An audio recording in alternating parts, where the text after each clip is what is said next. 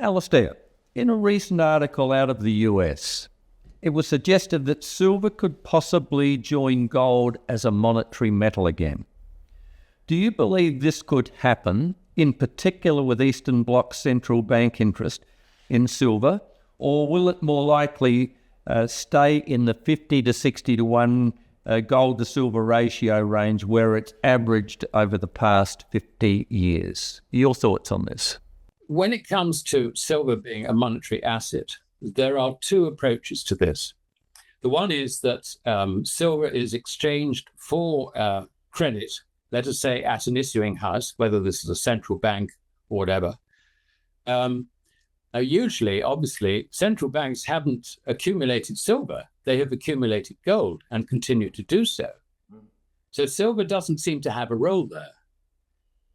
In the past, when there has been a bimetallic standard, in other words, when particularly England tried to run a silver and a gold standard alongside each other, and this was at the time of Sir Isaac Newton, you had great problems because to have a fixed relationship between them, say, 14.5 ounces of silver for 1 ounce of gold, I mean, inevitably, you would end up with arbitrage situations where if silver was demanded somewhere else, there would be run on your silver.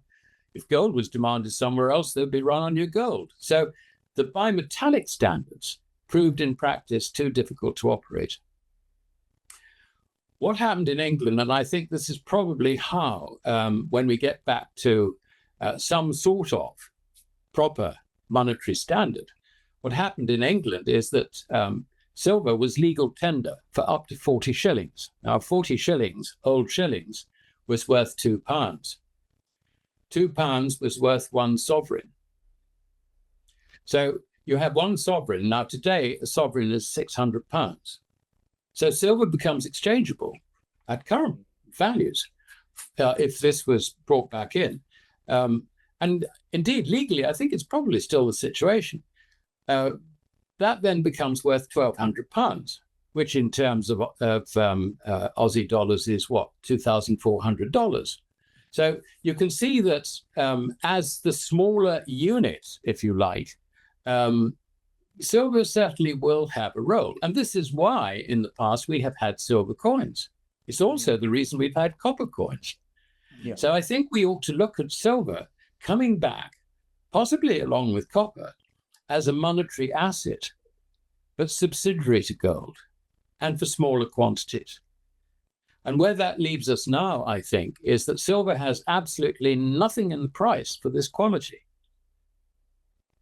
I would expect to see, as the fiat currency situation deteriorates, I would expect to see the gold to silver ratio falling from the current level, which is what, 92, 93, down through 50.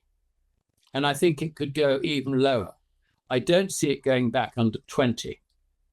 But what this does mean is that for people who want to speculate against fiat currency values, or indeed those who feel that gold has already risen beyond their reach, the people who don't actually understand what's happening, you can maybe turbocharge your way into owning some monetary metal by buying silver with a view to swapping it into gold once that ratio drops.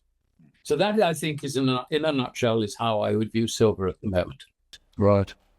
Yeah, it is interesting. I mean, and I have mentioned this before, but I have been using silver as a medium of exchange for goods and services now for around 5 years with different suppliers in the state of South Australia. And they have been very receptive. So no, it's interesting moving forward. And Florida, of course, is looking at introducing gold. A bill has been passed to introduce or reintroduce gold and silver as a monetary metal, or a legal tender. So interesting times ahead.